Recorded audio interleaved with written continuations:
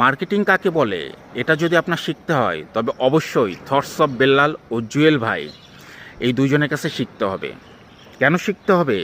তাদের কাছে আপনার মার্কেটিং শেখার অনেক কিছু আছে এবং সুচতুর মার্কেটিং কাকে বলে এটা তারা ভালো জানে।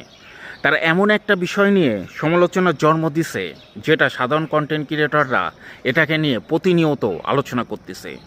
এখানে দুইটা পক্ষ হয়ে গেছে, একটা পক্ষ থটস অফ বেল্লাল, আরেকটা পক্ষ জুয়েল ভাইয়ের।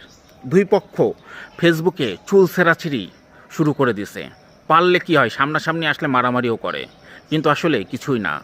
দেখেন, আপনারা যাদের জন্য চুল ছেঁড়াছিড়ি করছেন ফেসবুকে, তারাই একটা নির্দিষ্ট সময় পরে যেয়ে দেখবেন দুজনেই এক।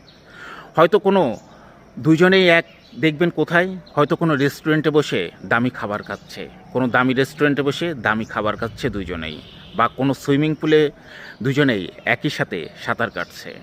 তাই সাধারণ কন্টেন্ট ক্রিয়েটাররা যেটা বোঝে না, কিন্তু থটস অফ বেল্লাল আর জুয়েল ভাই সেটা ভালো করেই বোঝে যে আসলে কি করণীয় বা কী করতে হবে।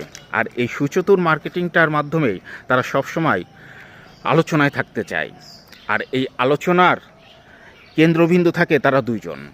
তাই তাদের মার্কেটিংয়ের বিষয়টা আপনারা হয়তো ভালো করে বুঝতে পারেন নাই। আমরা সাধারণ কন্টেন্ট ক্রিয়েটাররা এ বিষয় নিয়ে নিজেরাই যুদ্ধ শুরু করে দিয়েছি। তাই যুদ্ধের কিছু নাই বা চুল ছেঁড়াছিড়িও কিছু নাই। থটস অফ বেল্লাল ও জুয়েল ভাই দুজনেই দেখবেন ঠিক আছে, শুধু মধ্যখান থেকে সাধারণ কন্টেন্ট ক্রিয়েটাররা দুই ভাগে ভাগ হয়ে গেছে।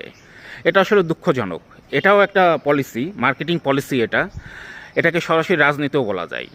আমার কথা শুনে অনেকের খারাপ লাগবে বা অনেকে করবেন আমাকে, কিন্তু তা করেন, তাতে দুঃখ নাই। কিন্তু আমি যেটা সত্য সেটাই বলছি। আপনি লিখে রাখেন একটা নির্দিষ্ট সময় পরে যে এদের কোনো সুইমিং পুলে দেখবেন দুজনে একসাথে সাঁতার কাটছে, কিংবা কোনো দামি রেস্টুরেন্টে বসে খাবার খাচ্ছে, এরা দুইজনই এক। কিন্তু এটা কেন করছে? এরা সবসময় আলোচনা থাকার জন্য।